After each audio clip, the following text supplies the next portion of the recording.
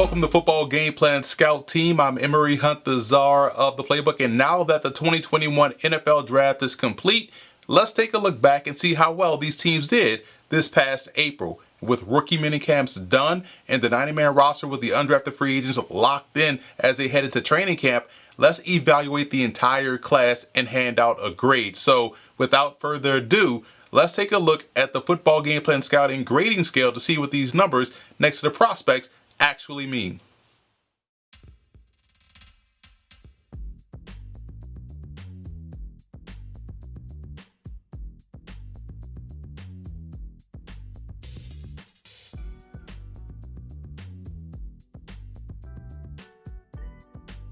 Despite not having the amount of resources other teams have, the Cincinnati Bengals seems to go into a draft every year and come on the outside of it with really good players. Joseph Asai from Texas is a solid football player, should help in that rotation up front. You also look at down in the 6th round, Trey Hill, tremendous center coming out of Georgia, and Chris Evans is a really good running back that has a chance to compete for that RB2 role on the roster. Now, while I may not agree with the Jackson Carman selection, the idea of getting someone that can help out your offensive line, especially when you look at what happened last year, is a big win in my opinion. Whether it was the right pick or not, or whether they should have stayed pat and took a guy I had highly graded at that position, that's neither here nor there. But the fact that they went address the offensive line significantly in this draft, in my opinion, with 2 solid picks, shows you how much they are committed to building around Joe Burrow.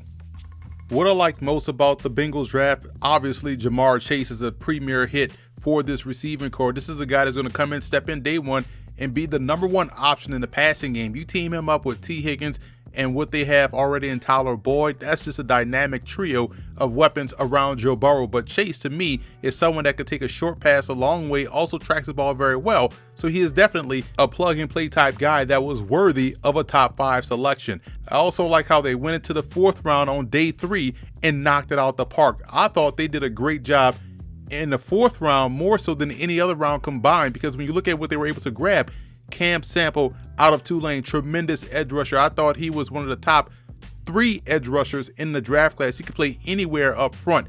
Deonta Smith, the offensive tackle out of ECU, outstanding length and athleticism, and was able to add weight to his frame and not lose that athleticism when you saw him down at the Senior Bowl dominate the level of competition as he stepped up and was coming off of an injury. So 2 outstanding point of attack players they were able to grab. And then they doubled back and got another defensive lineman in Tyler Shelvin, who was my #2 nose tackle. You talk about someone that's impossible to move up front, that's Tyler Shelvin, and I think he's going to do a great job in Cincinnati. He opted out of the 2020 season, just like his teammate in Jamar Chase, but he's one of the premier players at the position, and the Bengals were able to grab all 3 in the 4th round.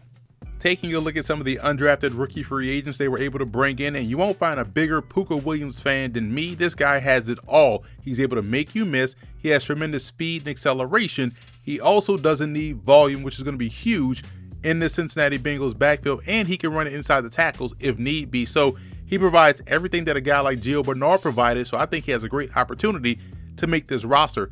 And Darius Hodge out of Marshall was a strong point of attack player for the Thundering Herd. He has blitzing capability. He's able to rush off the edge, and he does a good job of setting the edge versus the run. So he's another one of these strong point of attack players at the 2nd level that can help out this Bengals roster. That's a pretty good athletic 2nd level that is shaping up to be for the Bengals. And Antonio Phillips out of Ball State has very good press skills. He's able to get into the mug of a wide receiver and keep him busy at the line of scrimmage. He uses his length very well when running in phase, making sure to stay active during the route, and while also using the sideline as a help defender. He has good ball skills both in picking off passes and being able to play the ball at his highest point. So this is a guy that you can have on the boundary and feel very comfortable with him out there on the perimeter. And Pro Wells of TCU didn't get utilized a lot at TCU, but when he did, he made plays. He has the athleticism and the ability to be a red zone target because he's able to win at the highest point. He's consistently being aggressive when the ball is in the air.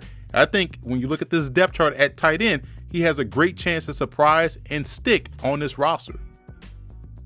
I gave the Bengals a solid A for their draft. They just consistently do a good job top to bottom, and even in the undrafted free agent market every year it seems like. So I don't knock whatever they did in the draft. It just seems to work out for them. Now, is going to be about going from the draft prospects to making this thing work together as a team in the actual game. I don't think they're that far away, and this year we could see them surprise some teams and win a couple of games, but they've done a good job throughout the draft, and this year isn't any different. So that's it for this edition of Football Game Plan Scout Team. I'm Emery Hunt, the czar of the playbook. Be sure to follow me on all of my social media accounts, and don't forget to check out and subscribe to the Football Game Plan Network located at youtube.com/footballgameplan. Also subscribe on iTunes to Football Game Plan Podcast and leave us a 5-star rating.